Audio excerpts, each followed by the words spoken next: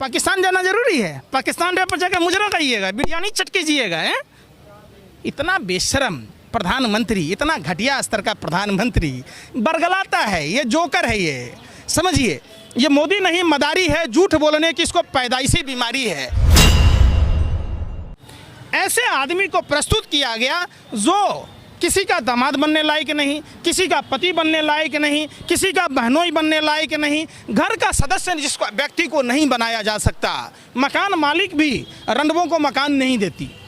तो बताइए, आगे नात न पीछे पगहा, बगैर लगाम का कूदे गधा। ये अपनी पत्नी का सगा नहीं हुआ, अपनी माँ का सगा नहीं हुआ, तो ये आदमी देश का सगा कैसे होगा?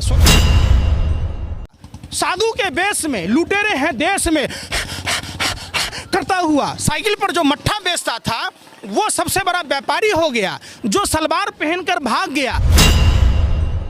7 साल पहले एक आईएएस अफसर जो 11 में लेखाकार परीक्षक के सीईओ हुआ करते थे, फर्जी घोटाला निकाला 2G में, उसने दलाली और भरवागिरी की। हाँ, गोरे अंग्रेजों की दलाली में जो लोग देश के गद्दार थे, जो देशद्रोही थे, वो अंग्रेजों के यार थे। और सावरकर गोरे अंग्रेजों का दलाल था, भरवा था। 60 रुपया महीना पेंशन गोरे अंग्रेजों से लेता था।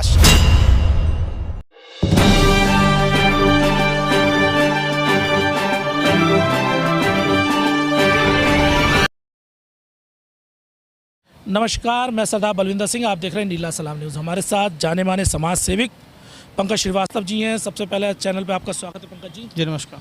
पंकज जी, लगातार जिस तरह से देश में चुनाव क्लोज आ रहे हैं, हिंदू मुस्लिम का मुद्दा बढ़ता जा रहा है और कहीं ना कहीं ये देखने को हमें त्रिपुरा के अंदर भी देखने को मिला है। और त्रिपुरा में जिस प्रकार से वहाँ पर मुस्लिमों के घर जलाए गए, मस्जिदें तक जलाई गई, उस पर सबसे पहले आपका रिएक्शन। देखिए, देश में वो लोग बैठे हैं जो जिनके बाप दादा देश की आज़ादी के समय गोरे अंग्रेज़ों की विचार को मानता था, उसके आइडियोलॉजी को मानता था। गोरे अंग्रेज़ों ने फूट डालो और शासन करो की व्यवस्था अपनाई और सावरकर गोरे अंग्रेज़ों का दलाल था, भरवा था। 60 रुपया महीना पेंशन गोरे अंग्रेज़ों से लेता था। सावरकर का कोई जीजा और फूफा नहीं लगता था गोरे अंग्रेज, जो उसको इकलौता 60 रुपया महीना पेंशन देता था। आप समझिए, सावरकर वही है जो 1937 में अधिवेशन में द्वि राष्ट्र के सिद्धांत को पारित किया था। और श्यामा प्रसाद मुखर्जी 1942 में भारत छोड़ो आंदोलन को कुचलने का चिट्ठी लिखा था गोरे अंग्रेजों से, और गार्ड की नौकरी पाई थी सबने। आप समझिए कैसे श्यामा प्रसाद मुखर्जी को कलकत्ता यूनिवर्सिटी का वीसी बनाया गया था गोरे अंग्रेजों की दलाली में। जो लोग देश के गद्दार थे, जो देशद्रोही थे, वो अंग्रेजों के यार थे। जो अंग्रेजों के यार थे, आज देश में ऐसी सरकार है कि उसको महिमा मंडन कर रही है।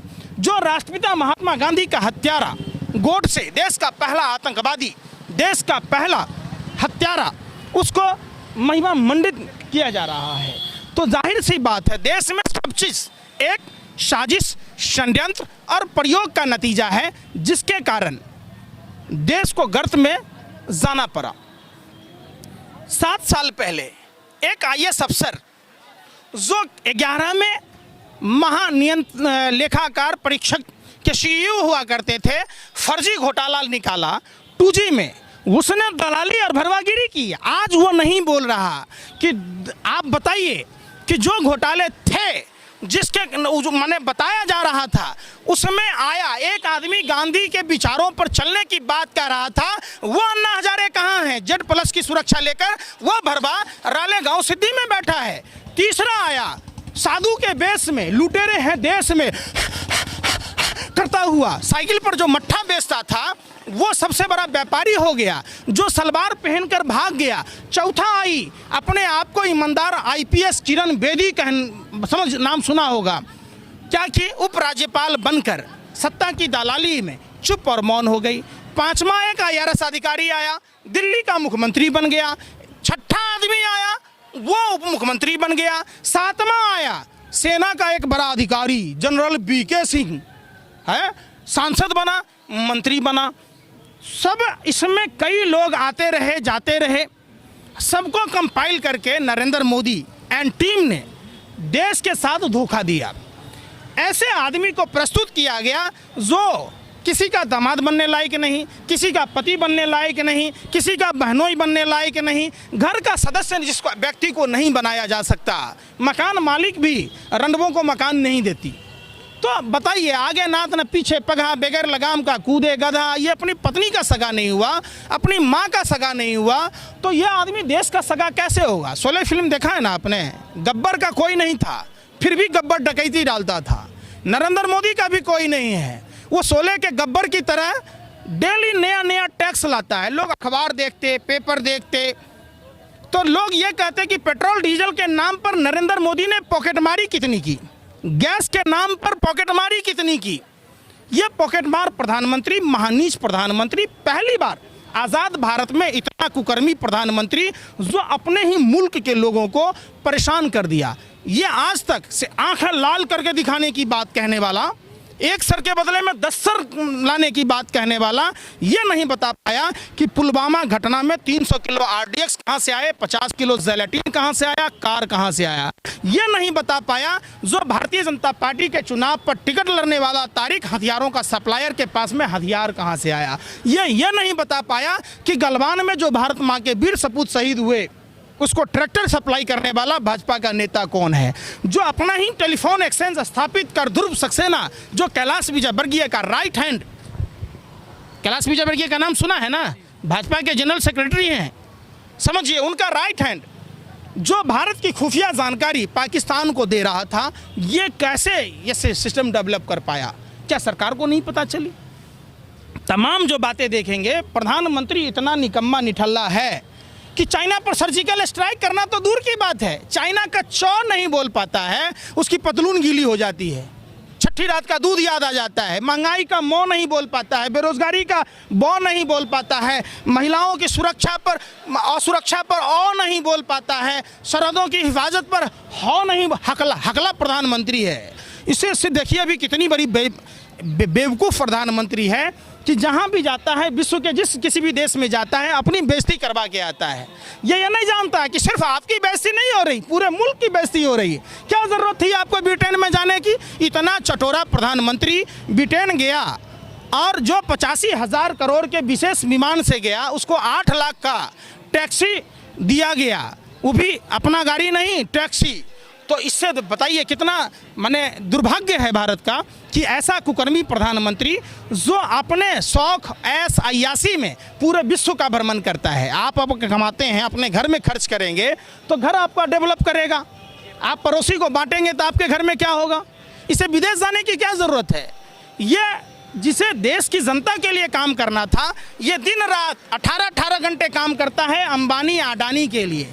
आज आपने देखा IIT के लोग भी सड़कों पर, SSC GD के भी लोग सड़कों पर, जिन्हें वर्दी चाहिए सरकार उनको अर्थी देने का काम कर रही है, जिन्हें सरहदों की रक्षा करनी चाहिए उन्हें भारत माँ की सेवा करने से वंचित करने का प्रयास किया जा रहा है। ये लोग 2018 में क्वालिफाई किए, लिखित परीक्षा, फिजिकल, मेडिकल, तो सरकार नौकरी क्यों नहीं दे रही?